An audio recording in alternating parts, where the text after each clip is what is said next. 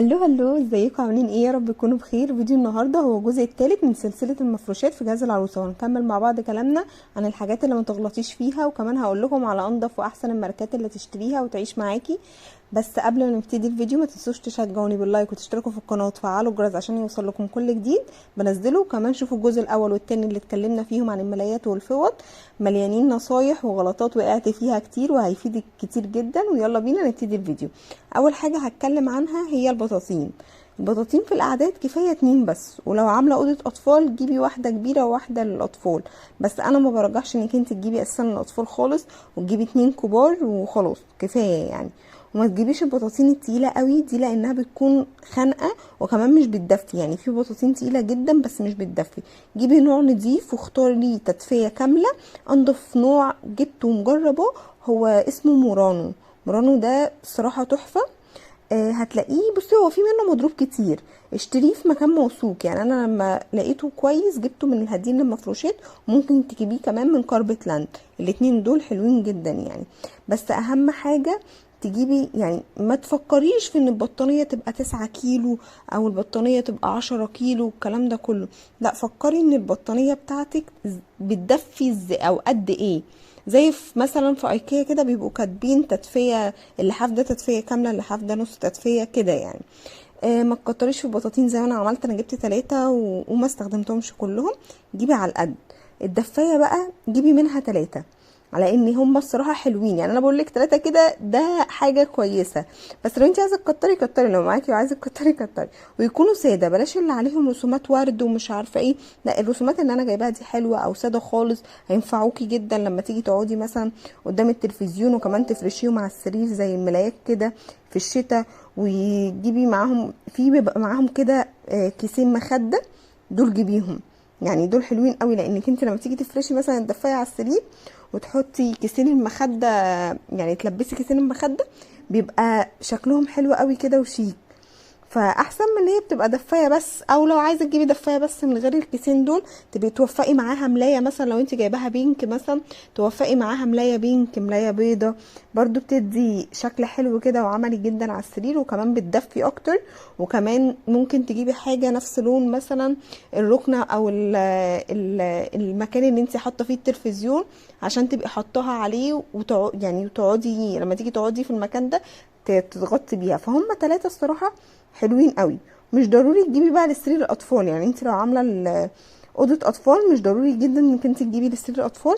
لا، يعني ممكن تاخدي لما حد جالك او يبات او كده، خدي من اللي عندك وحطي لهم عادي. اللحاف بقى ده الصراحه نينجا النينجا. يعني اللحاف ده جميل جدا.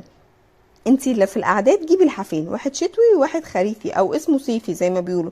اللحاف الشتوي بقى اللي انا جبته ده بقى الصراحة توفقت فيه جدا جدا جدا.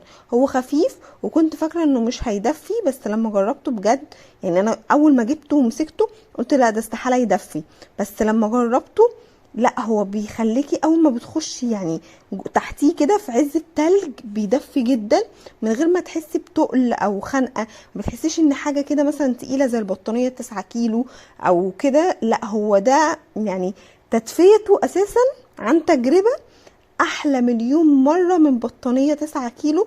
وكمان اقول لك حاجه، بتبقى ما يجيش ربع تدفئة البطانية 9 كيلو. يعني هو بيدفي اعلى من البطانية 9 كيلو اللي هي اتقل حاجة. وبالعكس ده خفيف ومش مش تقيل.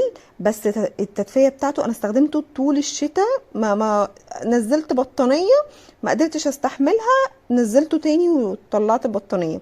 وانا جايباه ماركة السروجي واشتريته من كاربت لاند.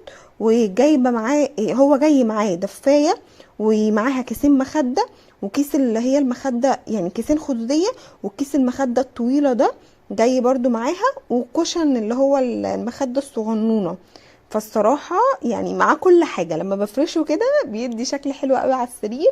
ده غير ان هو عملي جدا وشكله شيك جدا. والدفايه بتاعته كمان حلوه، لما بتتحط من تحت بتدفي قوي بجد. يعني ما تفكريش في ان اللحاف يكون تقيل فهو ده اللي هيعمل معاكي نتيجة وهو ده اللي هيدفي. لا، زي ده كده انا كنت بجد مش متوقعة ان هو يدفي او يخش في تدفية او الكلام ده كله. ده والله يعني ده احلى مليون مرة من البطانية ومن اي لحاف تاني تقيل. انا مجربه بطانيه 9 كيلو بجد بتبقى تقيله قوي وما بتبقاش حلوه. اللحاف الصيفي بقى جبته ماركه المأمون. الماركه دي انا كنت جايباه من كارفور الصراحه ساعه الاوفرز وكده. هو حلو قوي في الخريف او مع التكييف، يعني انتي حلو قوي، شفتوا اللهجه، حلو قوي في الخريف او مع التكييف. هو بجد جميل انك انت مثلا في الجو اللي هو بيبقى خريف، ولا هو حر قوي انك انت تستخدمي له بطانيه او لحاف، ولا هو برد جد قصدي، ولا هو برد جدا تستخدمي له بطانيه او لحاف، ولا هو حر قوي. فده بيبقى حلو قوي يعني الصراحه. الكوفرتا دي بقى، بصي جيبي من الكوفرتا واحده بس كفايه بجد والله، مش هتستخدمي اكتر من كده ولو استخدمتيها كمان. ولو هتجيبي من الانواع الجديده اللي نازله دي، خدي بالك من الخامه كويس قوي. انا وقت جهازي دورت كتير وكلها كانت خامات وحشه، وفي الاخر رجعت للكوفرتا اللي هي التقليديه اللي انتوا شايفينها قدامكم دي. هي قطن، احلى حاجه فيها ان هي قطن، شكلها مش جديد بس خامتها جميله. نفسي بجد بجد بجد يغيروا اشكالها، يعني يعملوا حاجه نظيفه زي كده بس يغيروا الاشكال. لو تعرفوا انه حلو وخامته حلوه وشكله شيك من اللي هم نازلين جداد دول، قولوا لي في الكومنتات، يمكن عشان اجيب واحده مثلا. وبكده نكون وصلنا لنهايه الفيديو. قولي لي بقى في الكومنتات حابين اتكلم عن ايه المره الجايه، وما تنسوش اللايك تشجعوني بيه والاشتراك في القناه وتفعلوا الجرس عشان يوصل لكم كل فيديوهاتي اول باول. بحبكم قوي، باي باي.